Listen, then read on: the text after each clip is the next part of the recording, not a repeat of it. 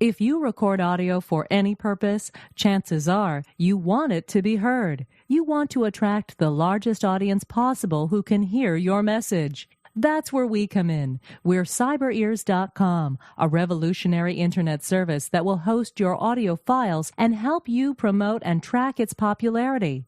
Considering hosting a podcast to the world? We have all the automated tools to make the process as simple and easy as it can be. No technical mumbo-jumbo to work out. Cyberears.com does all the work for you. You record it, we take care of the rest. So don't delay. Go to cyberears.com today and register for a free trial account. Upload your audio files and get heard. With cyberears.com, it's your audio on your terms.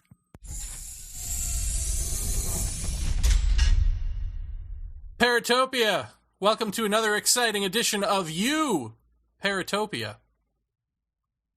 No? Jeff?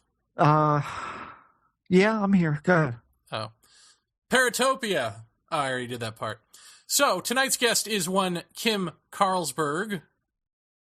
Ms. Carlsberg is a successful commercial photographer. She is the author of Beyond My Wildest Dreams, Diary of a UFO Abductee, and her latest book is called The Art of Close Encounters. It's a 352-page coffee table book featuring artwork from alleged and real abductees and experiencers, one of whom is our very own Emma Woods. To learn more about the book and Kim, please visit www.theartofcloseencounters.com. But before we get to the interview, Jeff, I think we have a special announcement to make. One Jacques Vallée will be joining us next week on the Paratopia show. Is he hanging around for 2 hours? Do we know? I don't know. Let's push for that. Yes, let's. Because we have tons of questions to ask Jacques Vallée, both about his new book and about the experiencer phenomena in general as well. I mean, abductions, all of that. Last time, have you interviewed him before, Jeremy? I have never spoken to Jacques Vallée. This is my, I think, final dream interview. I can't think of anyone else that I really care about who I haven't interviewed. Right. Last time I talked to him was on the Paracast show. Now, I think a couple of years back, that never aired because the audio was lost. But Jacques answers questions in such a great way, and he's very thorough about his answers. And I think it being just the two of us and him going through all of this stuff that we've covered on the show before, from the George Hansenisms to some of the stuff we're going to cover tonight with Kim, I think it's going to be fascinating to hear his takes on all of those things. And we're also going to talk a lot about the new book, Wonders in the Sky. Yes. This is like ear candy and dreams all happening at the same time. Oh, yeah. Yeah, it's going to be fantastic. Super excited about it. Speaking of ear candy and dreams, so Paratopia, without further ado, please welcome our very special guest, one Kim Carlsberg. Kim, welcome to the show. Thank you very much. It's nice to be here. So I want to, get into your new book, but first, I just got to ask you, because thank you maybe for breaking the Emma Woods case. You had actually, I'm not certain, were you threatened for publishing information about Emma Woods by David Jacobs, or were you just told that he might sue you or somehow harm you if you were to mention it? I was told that he had friends and that I could be in trouble. And so it wasn't a direct threat from David by any means, but there was, it was enough to scare me. But, I've been abducted by aliens most of my life, so a scare from, a group of people that are in the same genre really, I've been abducted by the government, and any kind of threat that I would get at this point in my life, I don't take real seriously, because I think I've probably been through the worst of it as it is. Okay, so, well, we definitely want to get into your abductions, and we're going to have some questions about that.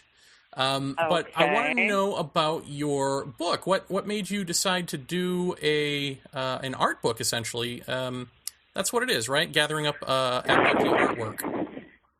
It is an art book. It's a coffee table book. It's 352 pages, I believe. It's black pages with beautiful, saturated, colorful art. All the art is on, every story is a double-page spread, so the art is on the right and the story on the left. So every time you turn the page, you get a whole new story. You know, I'm a photographer by trade and an artist, so I'm very visual. And you can't talk about the art of close encounters without actually talking about my first book and going into the abductions, because that's how I got the idea for the art of close encounters. My first book, Beyond My Wildest Dreams, I published back in 1995, and it was a compilation of my diary entries over 7 years of continued alien abduction. And by the time I decided to write the book, one of my best friends was a brilliant illustrator, Daryl Anka, and you know we hung out together all the time. And I was writing the book, and he would start doing sketches, and I'd say, "Oh gosh, wouldn't it be great if the whole book had sketches? If the whole book was illustrated?" And then we got into it, and then we said, "Yeah, let's do that. Let's illustrate the book, and let's make every single image completely different. Let's have, you know, one be a watercolor, one be a etching, one be, you know, just so that every time you turn the page, you would get something completely different." And it was a really, you know, fun book. People loved it. I mean, as far as, you know, abduction can be fun, the book was visual and fun to read.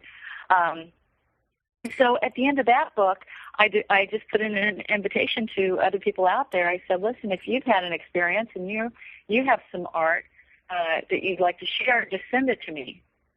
So that was back in 95, and you know, back then it was pre-internet, and it was very hard for people to get information to me. I get these, you know, 10-page handwritten letters and this art that was done on a piece of paper and mailed through the mail, and I received enough for a chapter, but not enough for a book.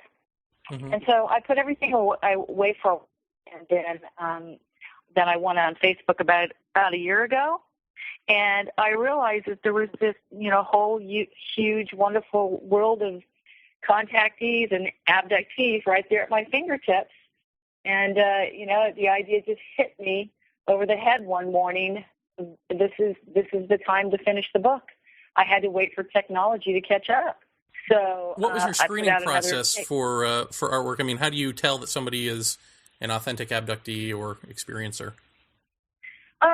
You know, it was really just my own experience, what I knew about the genre, the phenomenon, and most of the story. I can't think of an actual story that came to me that felt unauthentic. So, you know, when people are sharing, you know, their stories, I mean, this isn't like they're going to get rich or famous off one little story inside of a book. They really wanted to participate. I mean, these were, I guess my screening process was that these were my friends that I had, you know, handpicked on Facebook. So when the stories came in, like I said, they were all genuine, mm-hmm. just from what I know. And I didn't have to, like I said, I didn't have to deny any story for the idea of thinking that it was not real. Now, I've read your book in my wildest dreams. I'd read it quite a while ago, and I was just sort of refreshing it, you know, flipping through today to refresh my memory. But sure. I don't think you mention in there anything about military abductions, do you? Yeah, I do. I've got one or two stories in there. Is that toward the end? Because I was flipping through and I was looking for it because I didn't remember reading it the first time, I guess. I mean, did that become a more prominent feature? Excuse me, what did it become more prominent? Yeah, in your life. I mean, it seems like most of the book is about sort of gray aliens. Well, gray aliens. Yeah, well, you know, there were, I don't know, 2 or 3 experiences where I definitely had 2 military abductions. I've had abductions that involve the military and the Greys together, so I don't know, you know, who was responsible for the abduction, but I've definitely seen them working together. So it didn't get to be any more than the Greys, that's for sure. I mean, it was a small part of my experiences, but I can't even. This book, I wrote it 15 years ago, and I set it down because what happened, I was talking about it so much, I was talked out, so I wrote the book, and I put it out there for people to read and get my story, and I don't think I ever opened it up again until just recently. So if I had to find that story, I'd have to go through the book, and I don't think we have enough time for me to find it. Well, that's fine. No, I'll take your word for it. One thing that we've talked about in this show, that certainly, for instance, George Hansen points out over and over again, is that this abduction experience, or any sort of odd paranormal thing, really, I don't even know that he limits it to abduction, seems to take place around times of great change and stress in people's lives. And I noticed that, just reading it again today, that your book is filled with stress around all those times that you're being abducted by Greys and that sort of thing. Do you find that connection? I mean, would you even be open to the idea that maybe your interpretation of what's happening isn't really what's happening, that there might even be something stranger than military or stranger than, Greys working some sort of genetic program? Is that something that you're open to? No, not really. I've had enough experiences that I'm so familiar with the scenario and the abductions that I wouldn't go there. It's pretty simple. It's just, they're an ET race, extraterrestrial race, extra-dimensional race that is here manipulating our DNA. And it's really that simple. As far as I know, as far as the Greys that are dealing with me, it's no big deal. They have as far as the government's concerned, I'm sure the government's been scared to death since they realized it was going on, because they can't do anything about it. They've got their ways of getting, walking through walls and shifting through dimensions. And so here you've got a phenomenon that you can't control. So I understand why the government kept it silent for so long. But I think by now in our evolution, it's time that we just start opening it up and realizing that this is a very populated multiverse, and we're just part of it. And, I'm coming to the conclusion that I think these guys were here way before we were, and that we are the visitors. So, no, I don't think, of course I have to be open to any idea after what I've experienced, but I just know so much about it, and I've had so many experiences that they look cookie cutter. They look, I know what a hybrid child looks like. I know why they're abducting us, creating these hybrid children and these hybrid races, and it's just not that complicated. Why are they? They've told me over and over again that they're creating a hybrid race to help save planet Earth because we're destroying it. So, I always tell people that we could be their ant farm, and something has to be done before we destroy the planet. So they are creating hybrid races, whether they have to resort to integrating them in with us at the last minute to try to save the planet or not. I don't know. I'll bet they're hoping they don't have to. And this could be just what they do as geneticists in the universe. They may be the ones that seed the new planets, of the billions of planets that are being born as we speak. So I don't know how much bigger you can get than that. They're just part of God and part of the universe, like all of us, doing what they do. Well, let me ask you, knowing what you now know, at least about Jacob's version of hypnotherapy, does it give you pause for any of the things that you've retrieved under hypnosis? I mean, do you ever question it? No. I 90% of my experiences were conscious that were in my book. There were only, maybe 3 or 4 sections of abduction, of a few of my abductions that weren't clear. So I went for a few regressions, not even a handful of regressions with Yvonne Smith to fill in some of those gaps. And she was absolutely incredible. The information came through very easily. It filled in the picture, filled in the puzzle, and it was a very positive experience for me.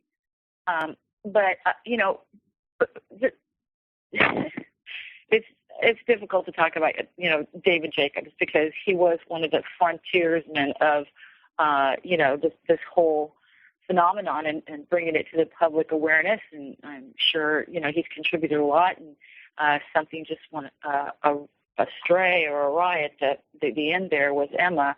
I think there are so many people that think they've had experiences, but because they're not conscious, they go to these extremes to pull them up, and I don't know that that's healthy. I think if you have to sit through hundreds of hours of hypnotherapy to try to come up with a conclusion of what happened, then I think you're better off not even going there. I was conscious during my experiences, so it's a completely different thing. And the people that just suspect or have a few dreams, and they go to all this, go through all this pains to try to retrieve it. Like I said, I think it can be very dangerous. And my greatest fear now is when this situation came up about David and Emma, it just brought to light a lot of issues that we haven't addressed that we do need to address. Because anybody can be a hypnotherapist. You don't need a license. You don't need any training. You just, put a sign out, and here you have these vulnerable people who are, been through something traumatic that they don't understand, and they're looking to you like God, like help me, like you're a doctor. And these people aren't doctors. They're vulnerable human beings as well, and they're dealing with something that's strange, and they haven't even had the experience. So, what I would love to see is, the UFO community come together and, find some really, really qualified hypnotherapists that may be contactees and train them in the subject and put up stipulations that no one is left alone in a room with a hypnotherapist, where their minds can be, implanted with ideas, or they can be led, or whatever. I think that there's just, as when women go to a doctor's office these days, I don't know if it's true with men or not, there has to be a third person in the room. Well, there's another issue here. I think the larger issue is that hypnosis shouldn't be used to recover memories, period. How about that? I mean, we've talked to Dr. Scott Lilienfeld, who's basically given us sort of the mainstream psychology take, which is that hypnosis is a behavior modification tool. But just today, I'm looking at Adam Eason. He bills himself as the UK's favorite hypnotist and personal development coach, I guess. And he's got an article here: should hypnosis be used to recover memories? Does hypnosis increase the chances of false memory syndrome? And he basically says hypnosis should not be used for recovering memories, and that it does in fact create false memories, and that's what study after study shows. So, I mean, if you take that for granted, shouldn't we just get rid of it altogether? Well, if he's saying that, then why does it work for behavior modification? Obviously, it works. Well, it doesn't, because who is he to say what it works for? Well, behavior modification that's not memory, though. Memory is not behavior modification. I mean, they're two totally different areas of the brain that you're dealing with. And predominantly, hypnosis, at least when you're talking about regression hypnotherapy, you're talking about an area of the brain that's dealt with in the way of fantasy and dreams and that sort of thing, not particularly with memory. And so you run into this problem, of course, when you've got so many people out there succumbing to the common threads of hypnotherapy to recover memories. You've got not only the methodology of hypnosis, but you've got cultural contamination. You've got the desire not to waste someone's time by going to them and actively seeking them out to start with because you think you've had this experience. So all of those things, never mind hypnosis as a tool. Let's put that aside. All of those other factors that factor into all of that plus a bad tool equals making experiencers, essentially. Because when, and Scott Lilienfeld has told us this, and many, many people that I've talked to over the past 23 years about this stuff told me the same thing, essentially, that when you've got somebody under hypnosis and an idea comes up, these memories that they're concocting, whether it be confabulation from their own minds or that of the therapist leading them, those memories are every bit as real as a real memory. So in effect, you're changing who that person is. That's where I got a real problem. And I think that's where ufology's got a huge problem, in that they don't want to let go of it. Well, all I can say is, in my personal experience, it helped a lot. And I have the recordings of my sessions, and there was no leading. Mm-hmm. It was, I talked about an experience I was having, and just by being relaxed and having someone there to ask me the questions, what are you seeing? What are you feeling? I was able to bring in more detail than if I was sitting at a table having a conversation with a lot of other people. So I don't think it's that complex of a thing. You're in a relaxed state, and you're being asked to remember details. So if that's all it is, I don't see that that's creating, or fabricating any experiences. Do you think you could have gotten that from just a personal one-on-one chat with somebody you trusted, where you just felt relaxed and they were just asking you questions? No, because I felt that Yvonne had enough experience and enough knowledge dealing with people of contact that I was more relaxed and more willing to go there. It's just very personal and very scary, and knowing, like I said, you don't have to be a doctor or have a license, but if you have years of experience and you have a great reputation like Yvonne, I felt that I definitely got some value out of going to her. It was very healing. It was very healing for me, and it wasn't that big a deal.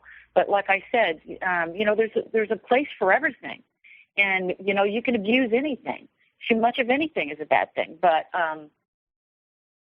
I would suggest that somebody wants to go once or twice, to clear up a little episode. That's fine. But like you said, I don't believe in digging around in somebody's mind over hundreds of hours, especially over a telephone, to try to, create a life that, well, just in terms of your own experiences, do they give you a timetable for when this, hybrid thing will be done?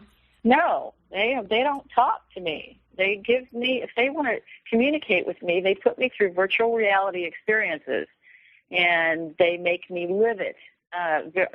Very few times they've actually spoken to me. And when they do, it's profound, but they keep the hybrid children a secret. And after, 7 or 8 years of abduction, I learned, I got tired of it. My body was being torn apart from being used as a puppy mill. So I decided to make the abduction stop, and I did. And when I did, I realized that I was going to give up the opportunity to ever see my hybrid children again, and that was heartbreaking because, what they do is they create these children, they bring you on the ship, and the mothers nurse them, they bring you back, and you play with them, and you bond with them, but it's all by their timing. I can't choose when I want to see my hybrid children. It's all up to them. So knowing that I had no choice, that I wanted the abduction to stop, and by doing so, I would lose contact with my hybrid children. It was a sad thing, but I had to save my body, and I didn't know how many more times they were going to let me see my children anyway. So I figure I was giving up maybe a few moments of my life that left, in order to try to save my health. Did you ever go to a doctor or a gynecologist, and did they say, holy crap, what's going on with you? You've got all this tissue damage or anything like that? Yeah, yes, I did. I did. What was the diagnosis? What did they say? And then you must have said, well, you don't want to know. I mean, how did that exchange go? Oh, endometriosis was the only word that I ever heard. And, the doctor said, we've taken away all the scar tissue or whatever. We've cut the nerves to your uterus. You're never going to feel any pain ever again. And, the next week I was in more pain than I had been before. So, the medicine doesn't know anything about it. Did you ever tell anyone? They're not great doctors. Did you ever tell anyone that this was aliens? No.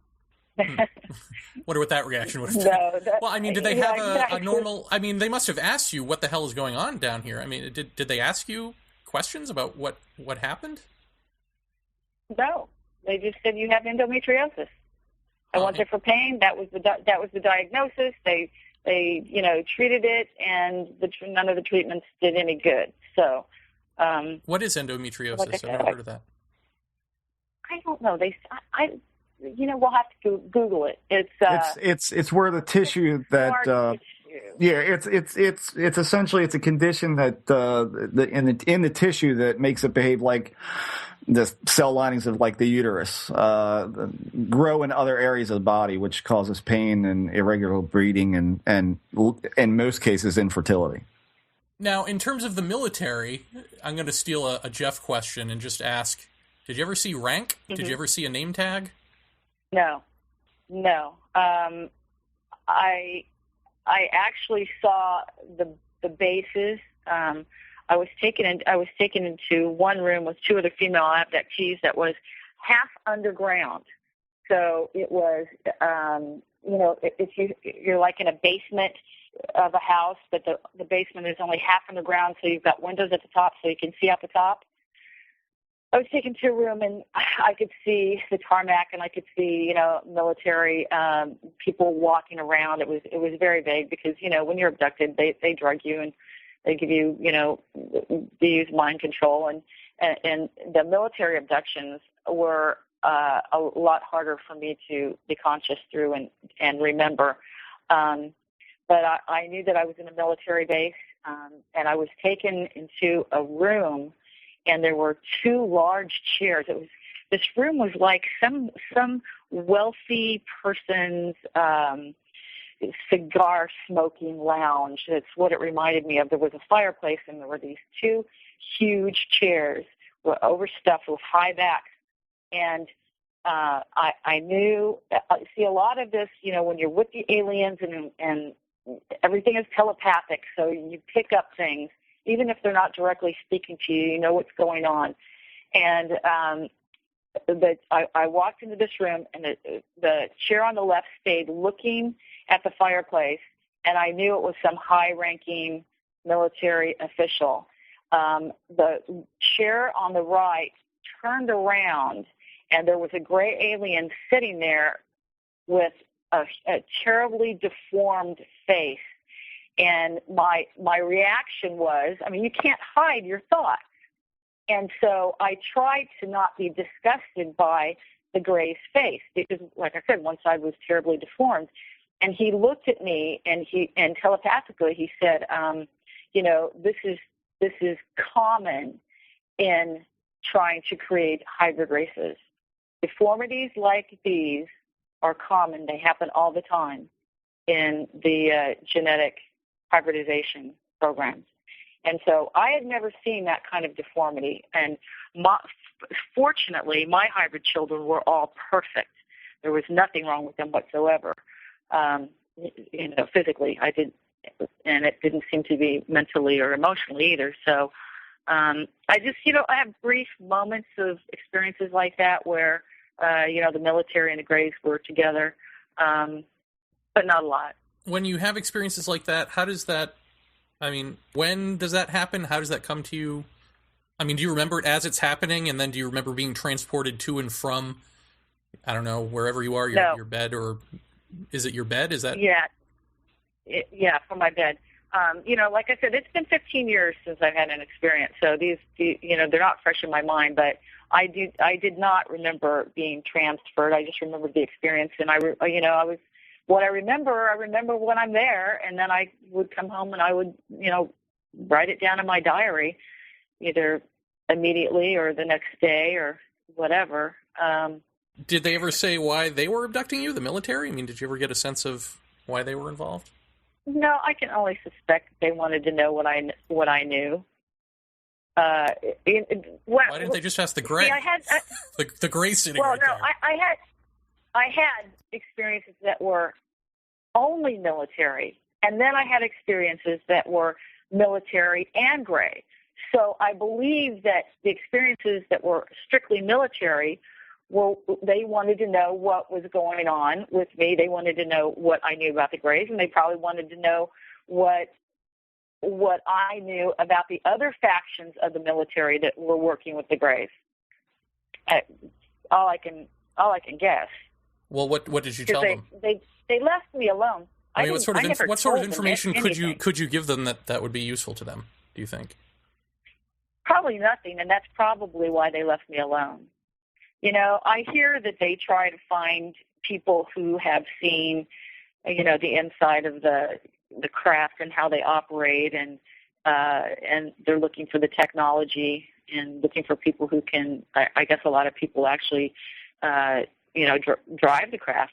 I've heard a lot of people getting a chance to go for a little joyride, and I don't have any of those memories. So I think they just try to find out what you know, and if there's anything of value, they probably keep coming back. But I was not one to be taught the technologies by the Grays. I was just being used for the genetics. So they probably realized that right away and decided I wasn't worth their time. Now, when you hear other people's abduction accounts that differ from yours or that go in sort of a positive direction or something like that, do you give them the benefit of the doubt? Do you not trust them? What would not ring true for you from an abductee? Well, I don't know. Funny stories. I was standing on the line, 15, 20 years ago at a MUFON meeting in L.A., and I'm standing next to this beautiful woman who was a friend of mine, abductee, and she was talking about being abducted by reptilian aliens. And back then, I had never heard of a reptilian alien. And here I am, in the process of putting material together that would end up being a book on the Grays, and I thought she was insane. So after, all these years and seeing all the different species that people talk about and the experiences that people talk about, I don't know that I wouldn't discount anybody right off. Who would I be to judge someone else's experience? And I don't know why anybody would come forward and speak about something like this if it wasn't true, because all it does is destroy your life. I had a wonderful career. I had a great boyfriend. I was living on the beach in Malibu, working on Baywatch. There was no stress in my life, to go back to the earlier question. My life was ideal. I had everything, and everything was great until one night I'm sitting at home and this craft showed up in front of my house. Can I ask a question there, Kim?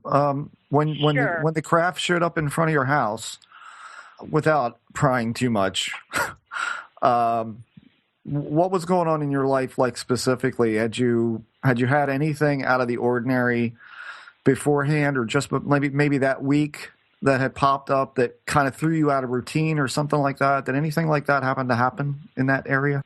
No. Nothing? Nope. It was just I wrote in my book, one ordinary night in the middle of an ordinary life, I had an extraordinary experience, extraordinary dream that changed my life forever. Kim, I'm curious. First of all, about the beings to begin with. Based on what you've experienced throughout all these years, if you had to hazard a guess, how far in advance of us would you put them? Well, you're talking about linear time, and I don't even believe they exist in linear time. When I'm with them, my experiences are broken up into little pieces. All the pieces fit together by the end, but a lot of the times they're not linear. You know, I mean, how can we measure? There's no way to measure. We don't know what, you know, hundreds of thousands or millions of years means to, you know, species that are, you know, from another dimension of reality and well, I mean, like in sense of time and space. Yeah, I mean, in the sense of like a technological sense. I mean, you know, would you put them? Would you say they're vastly outdating us in terms of technology that they use or employ with your interactions with them? Well, you know, because I've had so many experiences and I've gotten, you know, used to their technologies, I don't think they're, as doctors, I don't think they're that far ahead of us. I don't think they're very good doctors at all as far as being able to, you know, get from point A to point B. They've definitely got us, you know, they've got an advantage of this, over that. But I don't know if it's just a natural thing for them as a species to be able to move from one dimension to another, or if it's something that they've learned to do, or if it's a technology, but they do it like it's breathing, like it's as natural as breathing to them. So maybe there are species in the universe that being multidimensional and shifting from one dimension to another is what they were born into. Just like, you know, we can go in and out of water. There are some species that, so. Because I'd read on the net earlier today that you kind of equated these, or at least at one point, it said that you had equated these with Zeta Reticuli in some sense. Mm-hmm. Does that still hold true for you? Yeah, they told me that they were from Zeta Reticuli. Okay. So, and that's before I had ever heard of Zeta Reticuli. Right. So they actually, you know, when, like I said, when they want to communicate with me, they do it in ways that I will never forget. So I went to sleep one night and I woke up paralyzed and I heard this voice in my head and it just spelled out Zeta Reticuli, starting with the very first letter. It was Z, Z-E, Z-E-T, Z-E-T-A.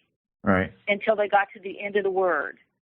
Okay. So, I mean, that's how they make, you know, they just make a point. You know, one of my experiences, they said, "You are us." And then all of a sudden I felt myself knowing that I was one of them, but I didn't know what that meant. But I felt like I was one with the universe, one with God, one with everybody. I was just one. And when they said, "You are us," that meant everything in the universe. And so I had this split moment of just knowing that we are all one. Mm-hmm. So, you know, they have their ways of making you remember. Mm. But it's not through conversation. Well, yeah. How about as far as the procedures of essentially, you know, using you for, as you said, a puppy mill farm? I mean, can you kind of walk us through a little bit about how they would implant, how they would handle all of that reproductive stuff?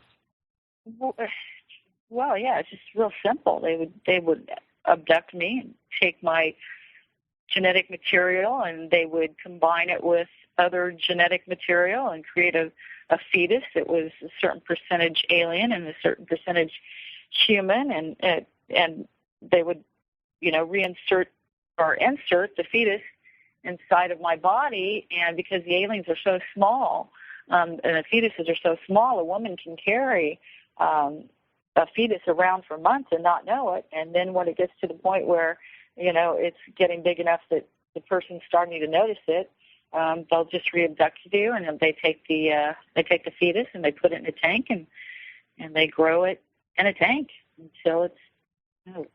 Well, I'm always curious, like what kind of mechanisms and or tools, you know, they employ for that sort of thing. I mean, is it laser-like? Is it needles? Is it all sort? I mean, we always hear all these different implements that they'll use, you know, that sort of thing. I mean, do you have a sense of what kind of instruments were used? I don't think that any lasers were used. I think that just typical gynecological thing, you know, metal instruments were probably used. Like I said, with the damage that was done to me, it wasn't like they had some great technology for doing what they do, or maybe they do by now, but not 20 years ago they didn't. Right. And, they would, I have one experience, and this is what's interesting about the hypnosis part of it for me. Not that it's actually about the hypnosis, but I was on a table, and this was one of the more horrific experiences for me that I want to fill in with Yvonne. And I was on a table, and there were 4 aliens, and they were spreading my legs, and they brought this bottle up to my face, and it had an alien fetus in it. And this was my first conscious realization of what they were doing to me, and I was absolutely horrified. And I heard the aliens telepathically discussing if it was male or female. I didn't know which it was. And there was a woman who was standing in the background behind my head, and she looked as terrified as I did, and she was holding a red rose. Now, I don't know what that was supposed to mean, but I suspect that they believed that a rose meant love, or something like that. So, and maybe they thought that having another female human in the room would make it more tolerable for me. Right. So that was that experience. Huh. I went to Yvonne Smith, and I got the details of that experience. So a few weeks or month or two later, I was at a MUFON meeting, and I believe I was speaking at that night. And she walked up to me and she said, "When this is over, there's somebody I want you to meet, so don't leave." And I said, "Okay, fine." And there was a girl standing next to her with dark hair that just was staring at me with this unbelievable expression. And I had no idea what this was about. And then she, turns out after the meeting, she walked up to me and she introduced me to this woman. And she said that this woman came to her a few weeks after we did my regression with the detail about the woman standing with the rose while I was being implanted with the fetus. And right. She said, "This woman told me the exact same story you told me, but from the other point of view." Huh. She was the woman holding the rose. Huh. Okay. Yeah. So, that's how you can... Was there any background to that? I mean, was there any background to that as to why she was holding the rose, standing there watching this procedure? I mean... No. Not that I know of. And this is strictly a question that I'm curious about, like your own perspective from, when we're talking about Zeta Reticuli, I mean, we're talking like 39 light years away from this planet, and the technology that would have to be employed to get here. Number one, it may be, as you said, right. Something they naturally do, or it could be the result of technology. We just don't know. Does it seem absurd to you that that kind of technology gets employed to get here or to arrive here, and then they use standard gynecological tools? I mean, you would think they'd have a better way to go. You know what I mean? There seems to be like this complete breakdown of logical, progression in a box like that. Yeah, you would think so, but look at what we're doing. We're creating clones and we're creating species right now here on this planet, and we can barely get past the moon. So you can't be good at everything. So we may be catching up with them. Yeah, but we're not coming from Zeta Reticuli. I'm just curious because that seems to be like a pretty constant theme. In a lot of experiencer reports is, the level of technology is just crazy. Their ability to, and you'll probably know what I mean when I say that they have an amazing ability with light, that needles and all of this, gross industrial reproductive crap would be going on if the level of advancement was as great as it seems to be. I mean, I don't know. There just seems to be a real disconnect with that. So how far back for you does this go? I mean, does this go all the way to childhood for you?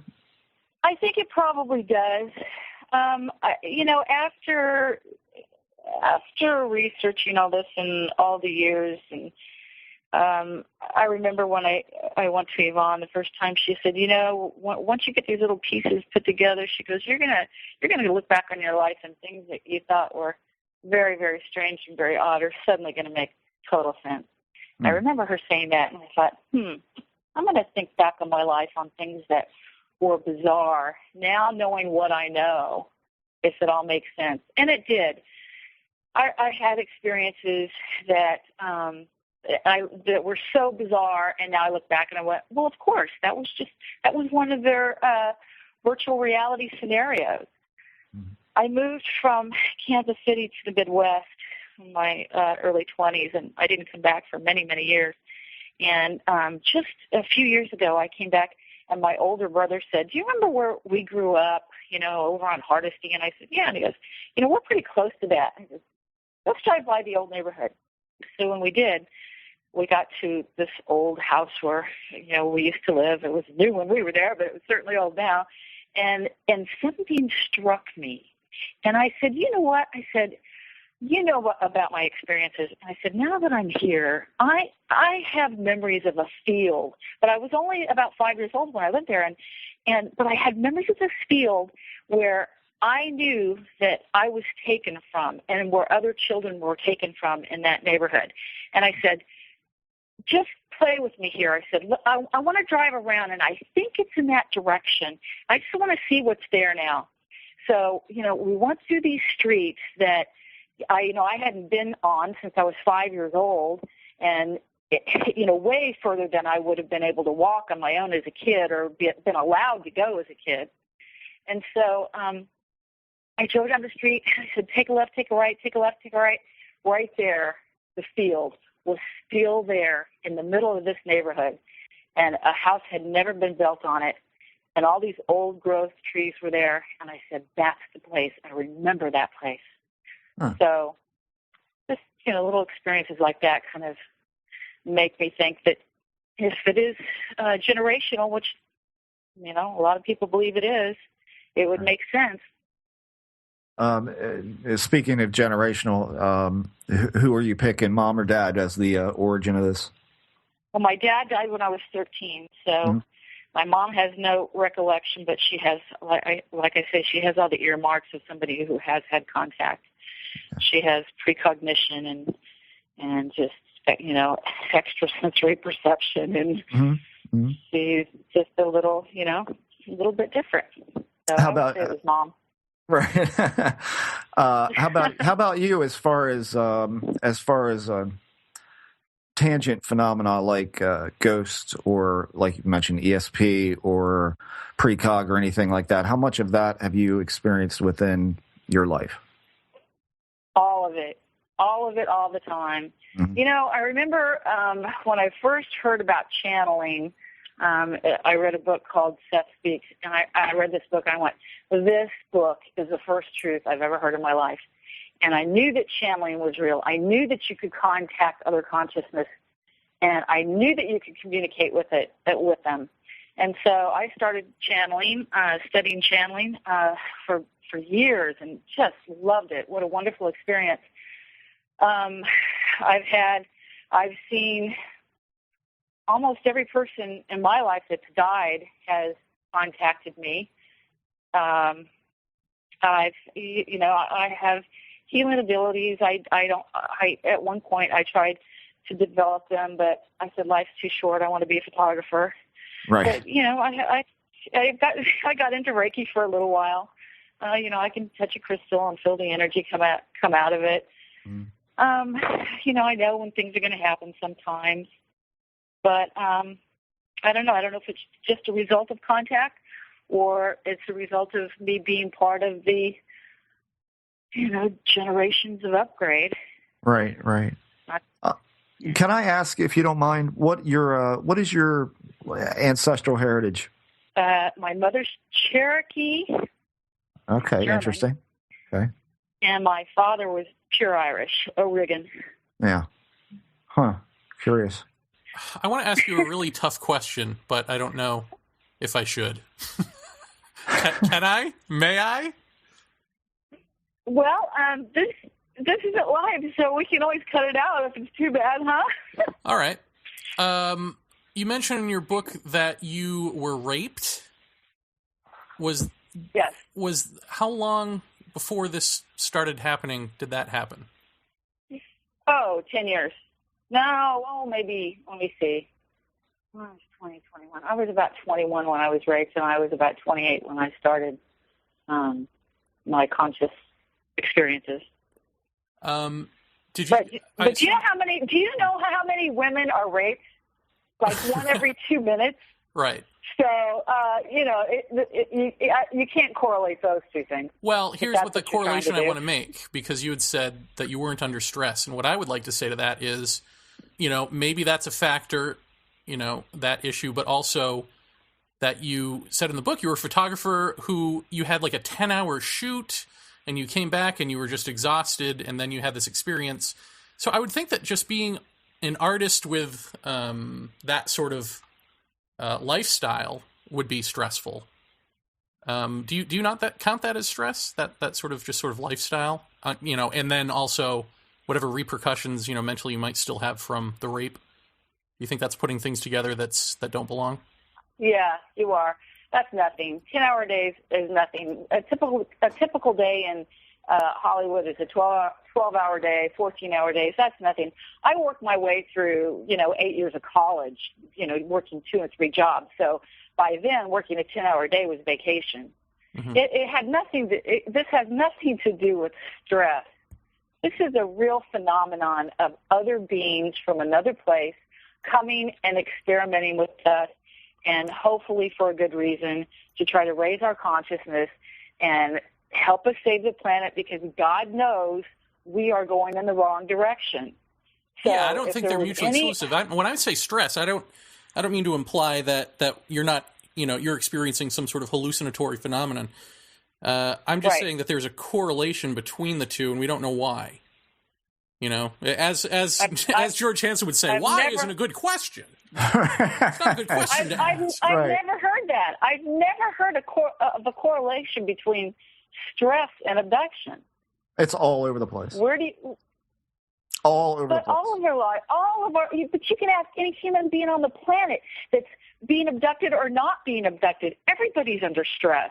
Mm-hmm. Our lives today are stressful. Well, we're also talking about, we're not just talking about normal daily stress. We're talking about monumental stress, times of upheaval in your life, massive change, out of routine, that sort of thing. I mean, to give you an example, what we're talking about is, the notion of you and Jeremy get married, you buy a house. It's a beautiful house in the country. You decide you're going to tear out the living room and you're going to make it into a den. And so you start knocking walls out. And all of a sudden, one night, you're on your way to bed and you see a ghost in there walking around, so many feet off the floor, what have you. I mean, immediately, I think most people, at least that we've dealt with, and the numerous people I've talked to through the years that study ghosts say, when you disturb the environment that the ghost is used to, it stirs up to activity. And what you find is it's not so much that as it is the notion that the house is now out of routine. The people within it are out of routine. We don't have a phenomena here to examine with our hands. We've got definitely people that we can interact with and discuss with and interview and kind of deviate from the standard forms to say, what was going on in your life that was a major change, or, that sort of thing. A lot of abductions around times of change, around times of loss of loved ones, loss of job, change of job. There's more paranormal activity in apartment buildings and condos than standard homes. I mean, it's something we discovered not too long ago through George, and in putting that into practice and asking around about different cases, you find out it's correlated pretty well that he's not off the mark on that. And that it has to do with structure and anti-structure. That, at least I think, now he's going to say why isn't a good question, but I think the why, at least the implication I'm getting, is that whatever this is, you can sort of block it out if you don't perceive it. and maybe that there's a reason, for instance, that Native Americans who do not suffer the problem of Western structure seem to have a different relationship with this phenomena than we do. And so, I'm just wondering if there's something about modern society and the stresses of, the ego self that we've built up, that when something pierces that, like a stress in your life, something pierces the facade of your own control, if that's not a window through which we see these things or through which they come. Very interesting concept. Now, are you saying this is across the board with abduction and ghosts? Are you paranormal activity in general? Let's throw a blanket down for that. In general. Yeah. Boy, but I'm assuming when I say that you don't necessarily view UFOs and this experience as paranormal, quote unquote, do you?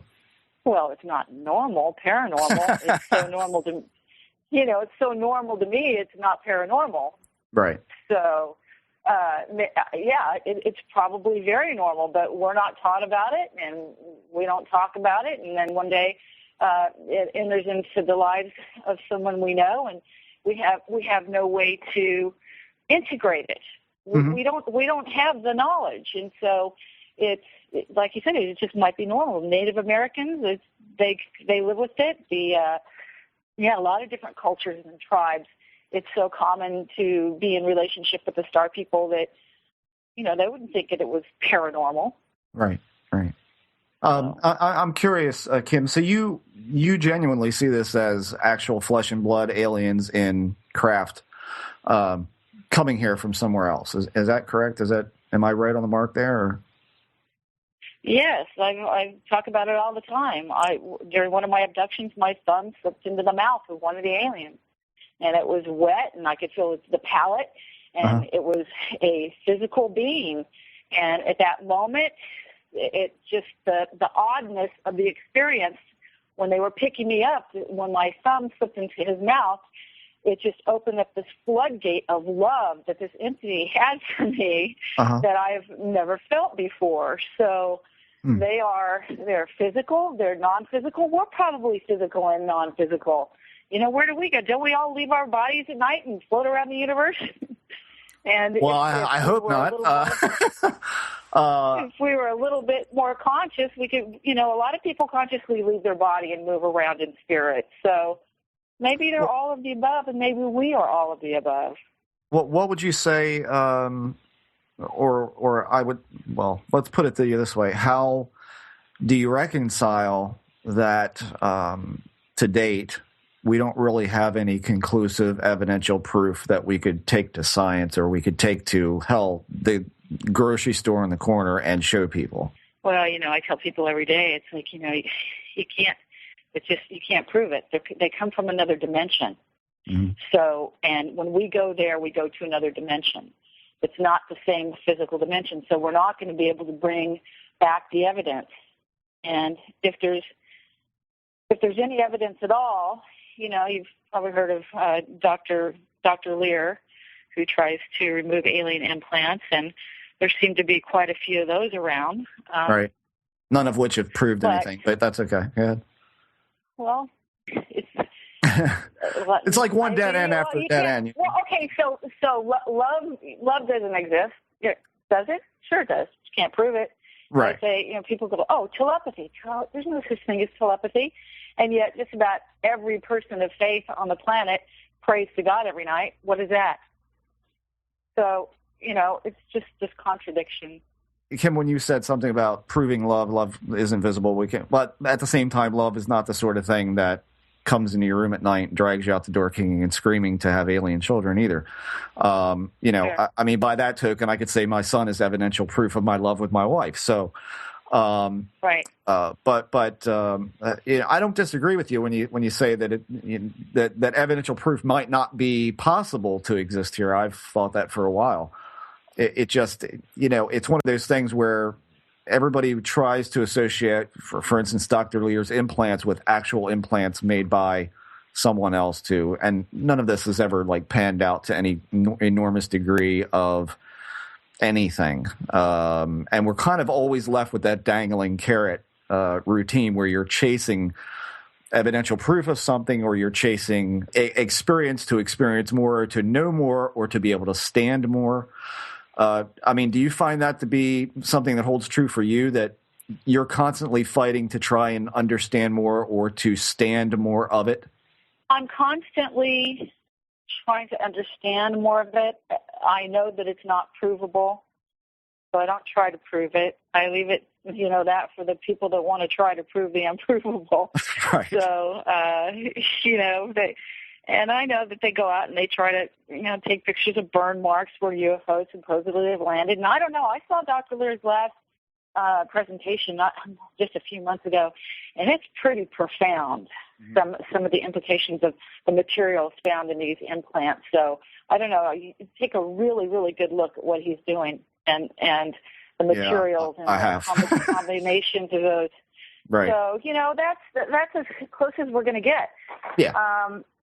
It's until they decide they want us to know they're here in mass, and as long as the government keeps it covered up, whatever evidence they have, I don't have hope for anybody proving anything. Mm-hmm. I do have hope for disclosure. I do have hope that enough people will come forward and people that know things, part of our dark government societies, will eventually stop hiding the truth. But like I said, when they want us to know, they'll show up, and they'll show up in force. And I've seen lots of visions of them showing up in force. And but maybe if we take care of the earth, they won't have to, and they can leave us to be who we are, or maybe we'll wake up and be able to participate in this multi-dimensional universe with all of these other species on a conscious basis. I don't know. I don't know if it's possible. I don't know if we could have face-to-face contact with an interdimensional being. Mm-hmm. So let me ask you one more question about your take on your experiences. How do you rectify sort of the terror and feeling like a puppy mill with the oneness and the spirituality aspect of it? How do those go together for you? It's just the duality of life, the yin and yang of life. It happens in most relationships. It happens in most aspects of just being here. So it's no different. Well, if you and I were to get married and have a house, I wouldn't use you as a puppy mill. Just to use Jeff's example of us getting married. I mean, it doesn't really happen in life that people just sort of use you as a puppy mill, and then you feel good about it.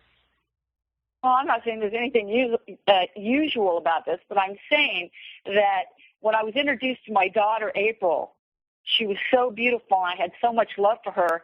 And when I saw the pride that the aliens had when they presented her to me, they say that the Greys aren't emotional, and that's completely untrue. They're very emotional. It just they don't express it the same way, and it takes a lot to get it out of them. And when they showed me my first little daughter when she was 2, the pride just filled the room. Isn't she a beautiful baby? And I could see that they were, trying to do something positive. They're trying to upgrade the human race to create one that's intelligent enough to not destroy the planet or whatever planet that they go to next. So does the ends justify the means? Right. I don't know. I think in this case, maybe it does. I know that I have beautiful hybrid children there. And you have human children, right, as well? I no human children, no. Oh, okay. For some reason, I thought you had. Well, shoot. How many hybrid children do you have? Do you know? I don't know. There are 2 or 3 little girls I know of. My daughter, April, I know the most. I saw her when she was 13. That's the oldest that I've ever seen any of them. Did they name her April, or did you? I don't know. I just always knew her name was April. Huh. Don't know how it came about. Get that question a lot. Well, do you want to give us your website and tell us whatever we need to know about your book in terms of ordering it? Is this in bookstores? Is this something you'd rather people buy directly from you?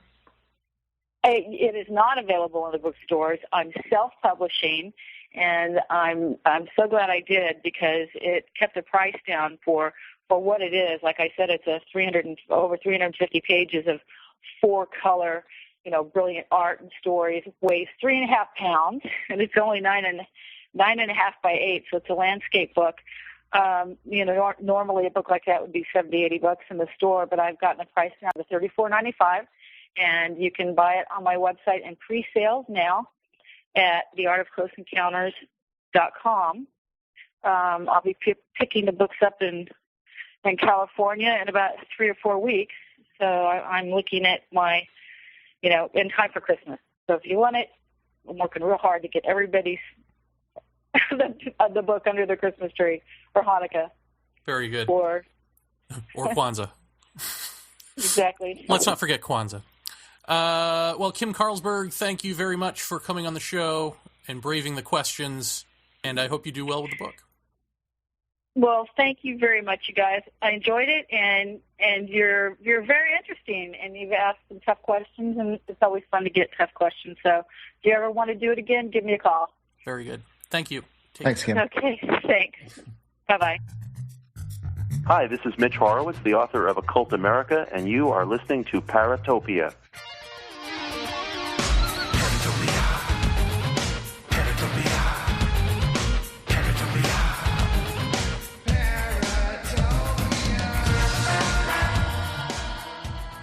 So the Jeff.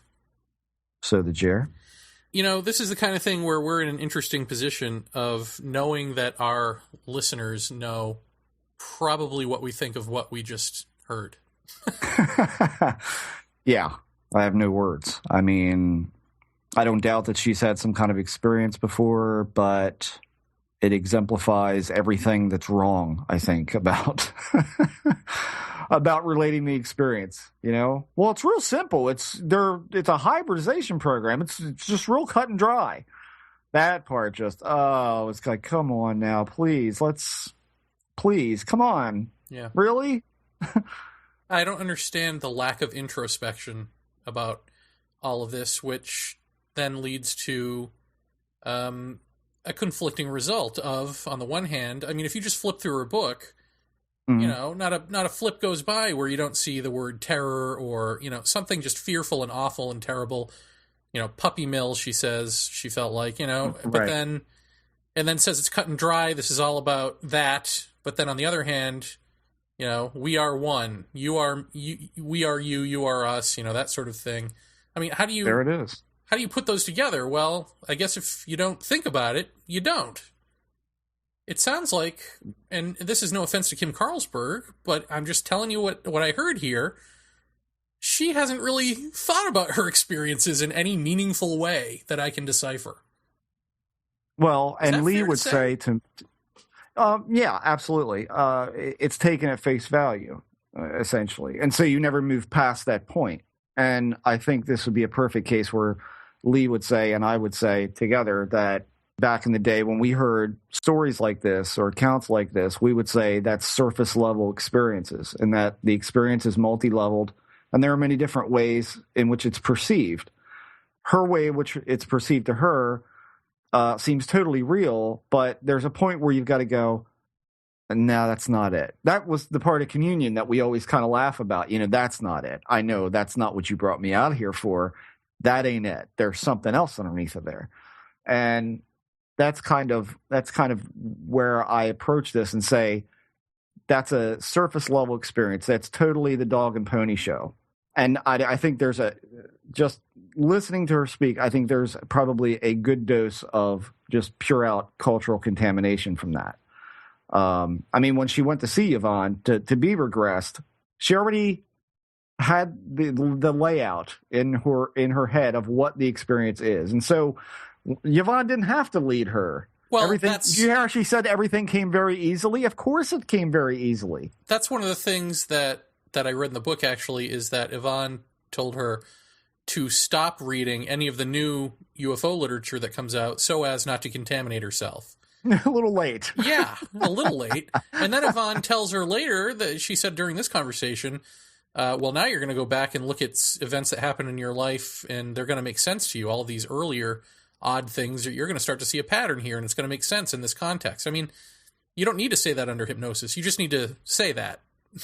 Right. That coupled with we don't know where a lot of these memories come from. Are they, I mean, in the book, she says that she remembers a lot of this stuff outright. Actually, she says, I remember all of it outright. And then like a couple of pages later, she says, I've had hypnosis. So which is it? And then says that the hypnosis basically drudged up some really terrible things or terrifying things. Well, did it create those terrifying things, or did it drudge them up? You know, did you fill in the blanks with the wrong things? We can't know the answer to that. Right. But it's just something to keep in mind. It just bothers me how she doesn't want to keep that in mind. Like, adamantly refuses to keep that in mind. Well, and maybe part of it is that she didn't know where we were coming from. If we were debunkers, I mean, she probably doesn't. Well, she does know we're experiencers, right? She knows, yeah, of course, yeah. So I don't know. Yeah. I don't know what to make of that aspect of the interview where it seemed like this sort of nervous cautiousness, like. But then she hadn't heard any of the Trickster stuff or any, the George Hansen stuff. So maybe she didn't get our angle on that initially. And if she had, maybe it would have been a different conversation. But something tells me it probably wouldn't have. Well, yeah. I mean, as I said, I think that she's kind of, and this is what interests me in this, and I do get somewhat agitated about it, but I can't let myself get agitated by it because it is the reaction of a person to this phenomena, and everybody views it in a different way. Everybody has a different way, and I would say, at least for my money, in talking to her, she seems to have fully assimilated this into her life. And maybe that is where the don't question it, it is what it is, it's very cut and dry. I mean, she said words to this effect. I'm not putting words in her mouth. It's very simple. It's this, and so ultimately that's how she feels she has a handle on it. Do I think it's correct? No, I don't. For all of the reasons we've talked about for 2 years on this show, Well, yeah, and, we've never really dealt with MELAB stuff, which is the military abduction, right? Alleged military abduction, and so I've never, spoken at length even with anyone who believes that they were abducted by the military. But I got to tell you, I have. what I heard here sounded delusional or sounded just not correct. I mean, it's the same sort of nonsensical sort of thing as you were talking about with the instruments. Like, why would they have the technology to come here? Right, it's absurd. Yeah, I mean, it's absurd. I mean, what is the military? What do they think they're going to get from her? That, like I said, like they're not going to get from the alien sitting. The alien is sitting right there. Right. Well, I mean, I have known people with military abduction experiences, and I would say a good portion of them seem a lot like Kim in her outlook at this. Very surface level, very almost cloak and dagger like, that sort of thing. I mean, and I got to be honest, and again, this is not. I don't want to seem like I'm being nasty here, but I'm looking at Kim's books on Amazon.com, and you've got Beyond My Wildest Dreams. It's dated on Amazon. I'm looking at the date July 1, 1995. May 1st, 1996, she put out Contact Cards, an extraterrestrial divination system. Can I read the description for this? Sure. Divination systems are tools for accessing knowledge that are beyond the ordinary sensory abilities of human beings. Contact Cards, an extraterrestrial divination system, is a specific conduit for extraterrestrial information. With this system, anyone can benefit from the knowledge and experiences of alien beings. The draw of a contact card initiates the exploration of intergalactic energies, planets, stars, crop circles, and starships, while the text indicates how they function as reflective guides for earthly sojourns. For voyagers seeking universal understanding, interaction with the contact cards expands the awareness of inner as well as outer space. Midwest Book Review. What? Yeah. Yeah. So I mean, I hate to say it, but I this is, again, this is not, I'm not trying to be nasty. I'm not. but it seems like there's an effort to sell here. There's a selling thing here. We're charging for a podcast that we're working for. She's done books that she's worked for. There's nothing wrong with that on the surface level. But when you're talking about something like this that is just so unfounded and so like hokey to me, it almost is marginalizing her experiences, which to her seem important or must be important enough for her to do that. Why? What is this? I mean, why this? You know what I mean? That just seems to soil it for me right there. Well, she has a quote in her book from Bashar, and the quote is basically, I don't know off the top of my head, but it's basically saying, it's not what it's not what you get in life, it's what you do with it. It's like some vague general truism like that anyone can come up with, but it's a quote from Bashar, and that was a warning sign to me, because Bashar is, I don't know if you've ever seen him, but he is the channeled alien entity that comes through. I don't even know who the real human is, but he talks like this. He talks like, oh God, yeah. You humans need to. I mean, oh, okay. Yeah. I mean, warning, Dr. Smith. I don't know. I can't. I can't. I can't. I believe she's had experiences. I think she just has her own way of dealing and assimilating those experiences into something that she can handle, that she can integrate. Yeah, and this is her way of doing that. And there's nothing wrong with that, I mean, there was some stuff in there that even in her book, that rings true in some way. Yeah. But I also don't think, like I said, I think there's no introspection. When you're raped, I assume there's going to be a little bit of counseling you're going to do, and it's probably not going to be something you get over in 10 years. I could be wrong about that. I don't know. But you couple that with, a lot of the stuff in her book is about, her schedule reminds me of your schedule. Like, I'm up really late working on stuff, and then I go to bed exhausted, and then, stressed out about that, stressed out about the fact that she's not where she wants to be. Like, she talks about being on the set of, I think it was Big Top Pee-wee. She was the photographer's assistant, and seeing the photographer basically running her around like a slave and then riding off in a limo. And this really pissed her off, and she really wanted to be that person. She didn't want to be the slave. She wanted to be the master. Right. So I think when you have that sort of like, I can't stand my job, I so am not the person I want to be, coupled with the exhaustion, coupled with whatever other things that you're not dealing with or can't fully get over or whatever. I shouldn't even put that on the rape, because I don't know how she's dealt with that. Perhaps she went to years and years of therapy. I don't know. But it just seems that there's something there to look at in terms of a stress level that might pierce the veil and create the situation in her life. Yeah, I don't see that being out of line thinking that way. I also don't think it's out of the line to think that, for instance, we talked about her gynecological issue when she went to get diagnosed. Now I don't have the page up to remember what that affliction was. My wife would know it immediately, because I went out and said to her, "Have you ever heard of this?" And Lisa's like, "Sure." And I was like, "Do you know what that means?" She goes, "Every woman knows what that means, of course." And she rattled off what it meant. And I said, "Kim didn't know what that meant." She's like, "How can she not know what that meant?" So, I don't know. It's apparently exceedingly common.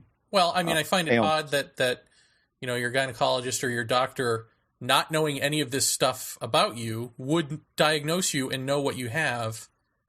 It's not like, it doesn't sound like any of them were shocked and were like, "Oh my God, what is this?" They told her, "Oh, you've got this."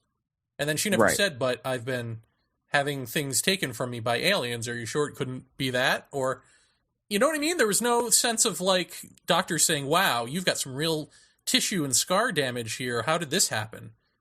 Yeah, you've been putting anything in there? That sort of thing. That's what the doctor said to me when I went for my belly button and I had the 3, holes inside of my navel. He says, "What have you been sticking in there?" I said, "I haven't been sticking anything in there. What's wrong with you? Why would I do that?" And he says, "Well, it looks like you've been, like something pronged has been stuck in there. I would think that a gynecological exam would say, you look like you've had some kind of implement that's literally scraped the walls of your uterus or something like that. You would think there would be something like that. But again, it's not that. It comes up as something with an M. I can't remember what it was now. It's terrible. But apparently that's very common. And here's the funny thing is, one of the causes of that ailment that I read just minutes ago on the screen was not having children can cause this. I thought that was interesting. And she has no children. Well, no human children. You know? And so... April. Right. And so I look at that and I go... I mean, and I'm not a psychologist, but is there lasting damage from the horrible thing that was done to her by a horrible human being? Was something done there, and so there's some kind of repression towards a family and children and all that is related to her attack, which is unfortunate as hell. But is that what that is? Is there some connection there with that? Who knows? We're not psychologists, and but I believe she's had very legitimate experiences. I just don't think that it's, like you said, it's not examined close enough. It's just accepted at face value. Well, there's another problem, and even in her book, it's called Beyond My Wildest Dreams, but she starts off saying, I call these dreams, but I don't mean they're dreams like dreams. These are, interplanetary or whatever, interdimensional dreams. Mm-hmm. So, she's not discerning between reality and dreams, really. I mean, we're supposed to just trust that she can discern between a dream and some sort of communication coming through a dream, or some sort of, I don't know, out of body or other... well, here's the thing. Would she even say, I wonder, that she was in another state of mind? I mean, would she even say that about these dreams, that it was an altered state of mind? I wonder. Probably not. I'll take a guess. Probably not. I mean, I thought about asking her about the notion of the surrealistic environment or the surrealistic notion of that, but that's kind of regulated to her virtual reality thing. I think that was where I think the surreal environment or the altered perception would be.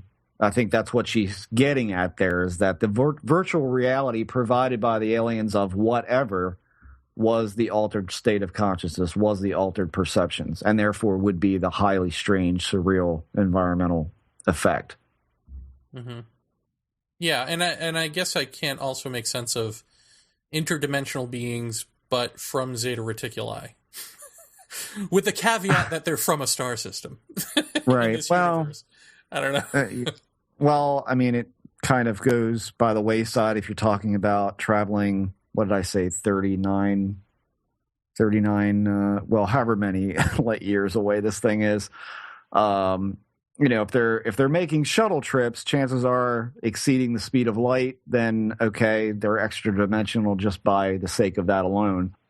But again, I'm not a subscriber to that theorem, so I don't see that.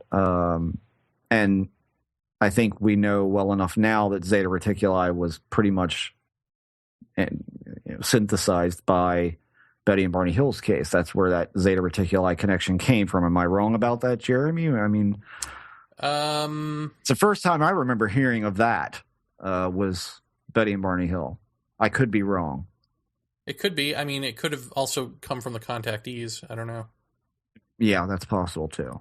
But at any rate, I mean, that's not an uncommon place. And so if she's been reading UFO literature, that easily could have been skipped over and subliminally put in there. And the whole thing of ZE, that seems like, really? To me, something doesn't seem right about that to me. I don't know what it would be, but something doesn't seem right. Why spell it out like that? They clearly know the intelligence level. Why not just say Zeta Reticuli? Why Yeah. why do a cheerleading squad, Z? I mean, why? That just doesn't seem to make a lot of sense to me. That sounds hypnopompic to me, or hypnagogic, And why would the military be working with beings who believe in oneness and all of that? Like that whole, I still can't get over that military connection. I'm not certain how people put that together in their heads, that there is this race of beings that believe we're all one, we are you, you are us, that whole thing. But there's this nefarious, evil government entity keeping the truth from us, but somehow working with these, presumably benevolent in the end beings who care about our planet and the environment. But the evil government doesn't care about the planet and the environment, right? They're the ones destroying it. Right. So how is the good and the evil working together? And why are we the evil and they're the good? All that stuff. And like they're good, but they care about the environment, but not your own personal vaginal ecology. I mean, that just doesn't make sense to me. Right. Well, I mean, what stuck out to me about that whole scenario there was the malformed alien. You're coming from Zeta Reticuli, multidimensional, able to do all these amazing technological things, and you can't breed right? Well, yeah. It's just absurd on the face of it to me. I mean, I can't accept that as any kind of validity to that. I just can't. It just doesn't. It makes no sense right at face level. It doesn't make any sense. And we're talking about surface level recall experience. Doesn't make any sense. And so, when I was trying to tell her, how far in advance do you think they are? What would you say their technology is in comparison to our own? How far ahead? Then don't you find it strange that they're using, forceps and, common, gynecological tools in order to do this? That's the disconnect for me. I'm like, you see, it doesn't jive. Something's not normal here.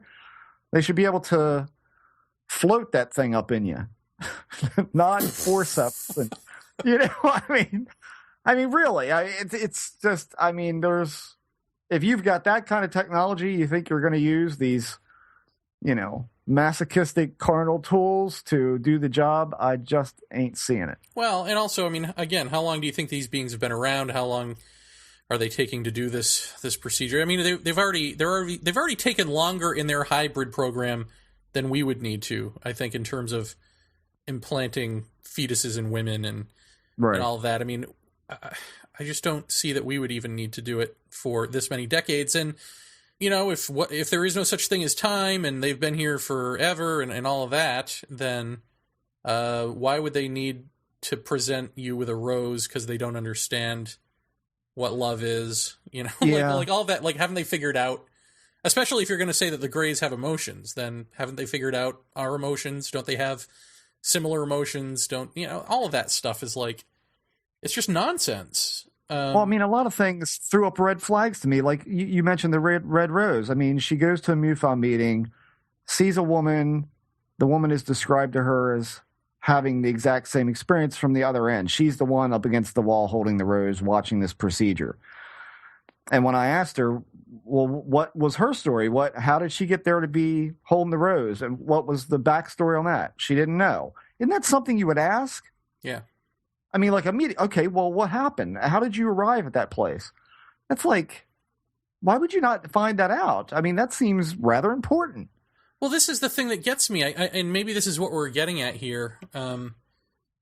Is that she seems to say, oh, I know what they're doing. It's all very simple. And yet it's not very simple. And yet when you ask, what are the mechanics? There's no answer. Like even when you say, well, what did they do to you?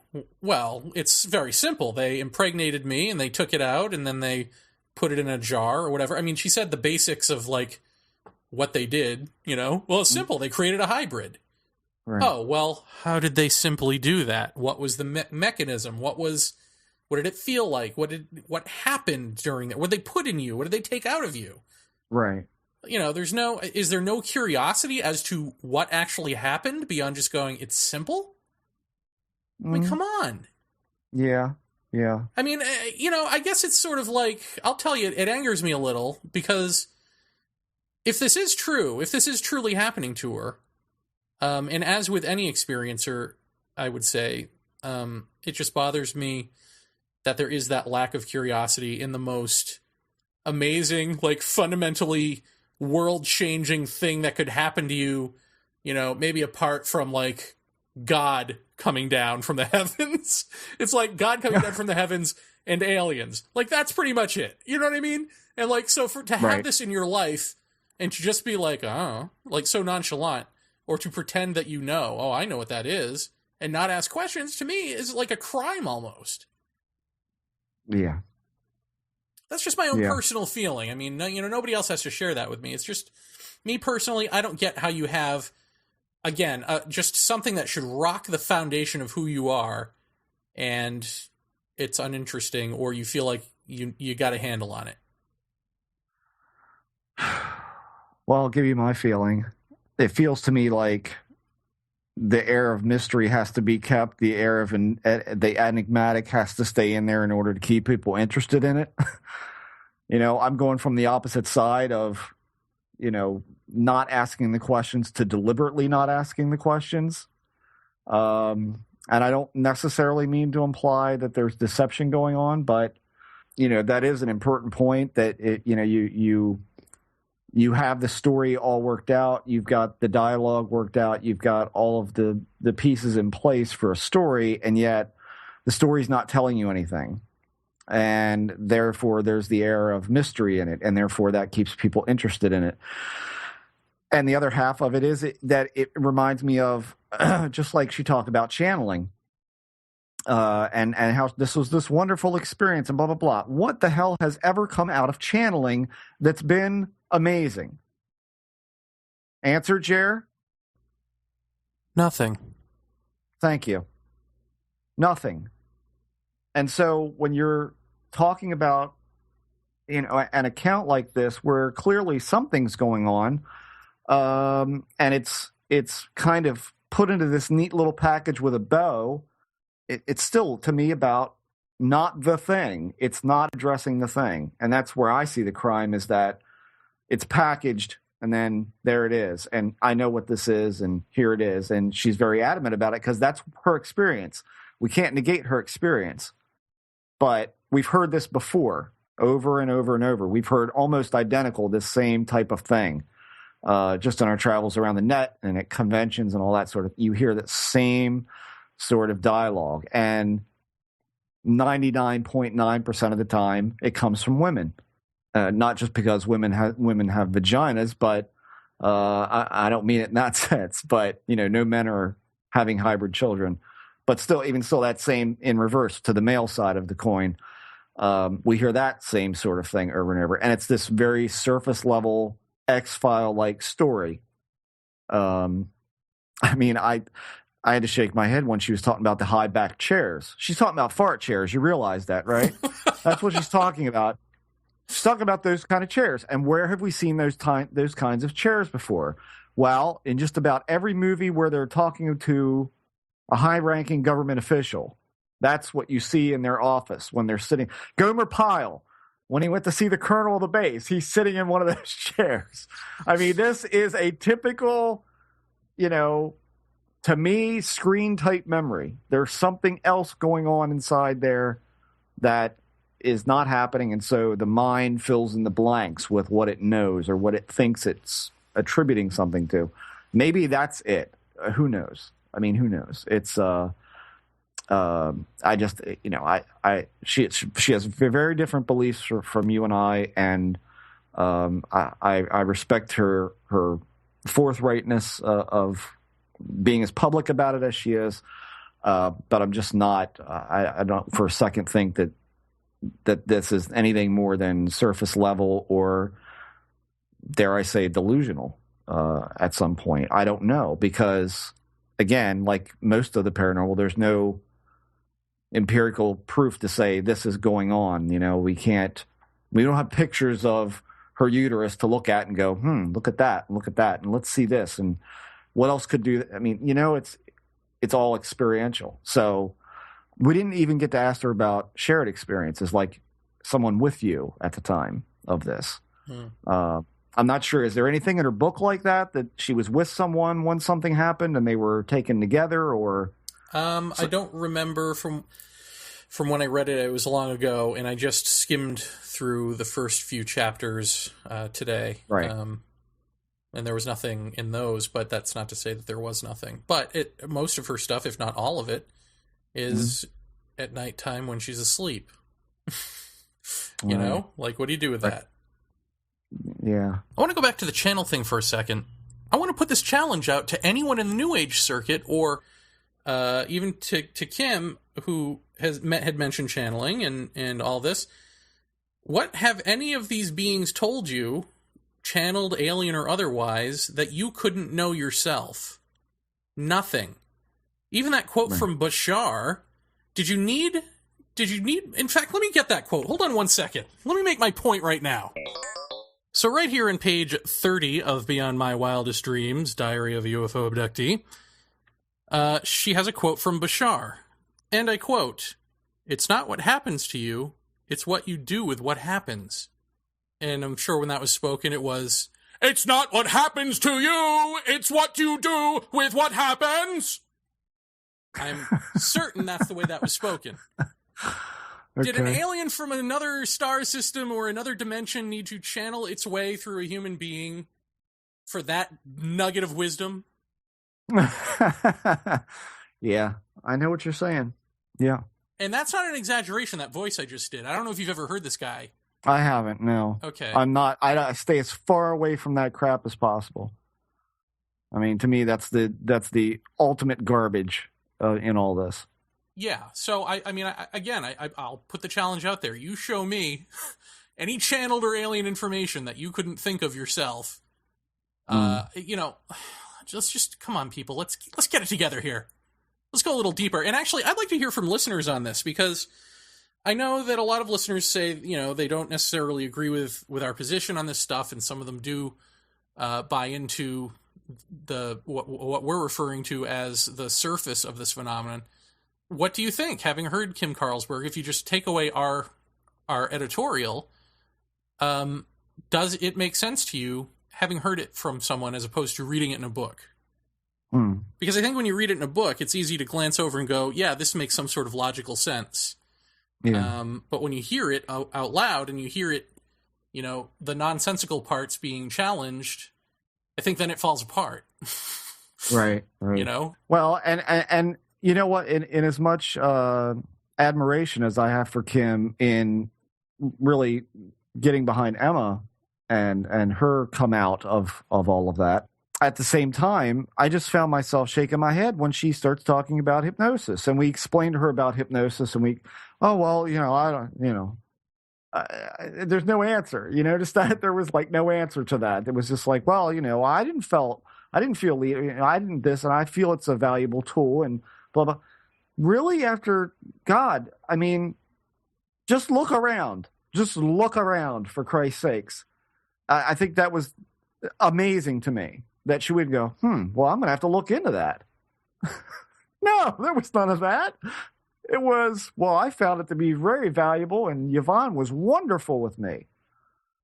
Buh. Yeah. Yeah, when presented with new information, defend territory at all costs. Yeah. Well, there's the belief system. And see, this is what so many people do. It becomes their belief system, and you challenge that, and you could see she was definitely getting defensive at a couple of points there, as we were, being the ones without belief system. It goes both ways, I guess. I mean, you become offended when people question your beliefs, and at the same time, the beliefs of other people can be offensive when they're not making any kind of sense. They're just kind of put out there, and you look and you see it as a pollutant of sort. So I don't know. It was hard. It was a hard interview to me. But now, next week's show will not be a hard interview. Will be amazing. It will be. Speak of in my wildest dreams. Oh yeah, there's the wildest dreams. Yes, man, are you folks ever going to be glad that you have subscribed for a month? Because we've got some fantastic shows coming up. Jacques Vallée, as you already know. And then following that, Whitley Strieber returns to talk about some possibilities as far as abduction research goes. What we could do instead of hypnosis, instead of some of these things that we're seeing no results from, or ill results from. Right. So that's, is it like sweeps week? We've got like back-to-back awesome. Yeah. And I'm currently it doesn't end there, but I don't want to, do we want to give away too much? No, there's another one that's started out as one and now has morphed into two guests that will be coming on soon. I've been working on one of them for a month, and he just pretty much said, well, we kind of do these things together. So it's two men that will be coming on to discuss one of the most fascinating UFO cases ever. And they were major parts of it. So I don't want to jinx anything, but we're in talks for that, and that date should be coming up rather quickly as well. So there's a lot of good stuff coming up. Indeed, and we still have to do the Nick Redfern interview on Final Events, which we've been wanting to do for the better part of 2 years now, I think. Yeah. So Nick's going to be on soon too. So it's just that we wanted to read the book before we do the interview. So yeah. So next week, Jacques Vallée will be on the show to talk about his new book, Wonders in the Sky. So that's next week, Wonders in the Sky, Jacques Vallée. But for this week, I would like to thank Kim Carlsberg. It was not an easy interview, I believe, for her either. No. Because I think she was probably nervous about our questions and about where we were coming from with this stuff. So I'd like to thank her for not hanging up, for sticking it out, yes. And for being a gracious guest. Absolutely. Yes. Thank you very much. So once again, Jacques Vallée next week, and we will see you on the other side. Dun, dun, dun. Yeah, or something less dramatic. Good night.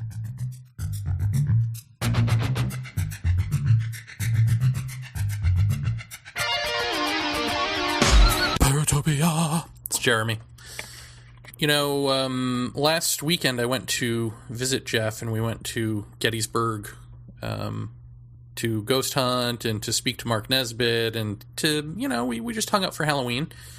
And most of that stuff will be, for you subscribers, put into a short film or two on the website. But there is something that happened that we didn't cover on film that we forgot to talk about here. And since I've got an extra few minutes here, I might as well throw it out there just because it's weird. We went to Gettysburg. Like I said, we went ghost hunting, and nobody really felt anything, right? We didn't... At some point, Jeff's son and I both heard music coming from some distant grove, and then I heard music a little bit later into the walk, but still it didn't get my hackles up. Nobody, as I say, felt any sort of presence or anything. And we made our way to, I believe it's Spangler Spring, and Jeff will correct me if I'm wrong on a future episode. But it was the place where, when last we went, my meditation energy went crazy and just sort of walked me out to this tree line and started, doing maneuvers, and I felt as if I were surrounded by people and all of that. Well, none of that happened this time. I tried to actually find that tree line, and I couldn't remember exactly where it was, so I didn't quite make it. But I went out to be alone by the trees, and I let the meditation energy go. It didn't impulsively, try to jar me into taking over. I just let it go myself. And it was fairly unspectacular, except for I don't even know how to describe this. Pretty soon into letting it go, I saw what looked like almost a two-dimensional, shape, the size of a goose, with the flight characteristics of maybe a butterfly.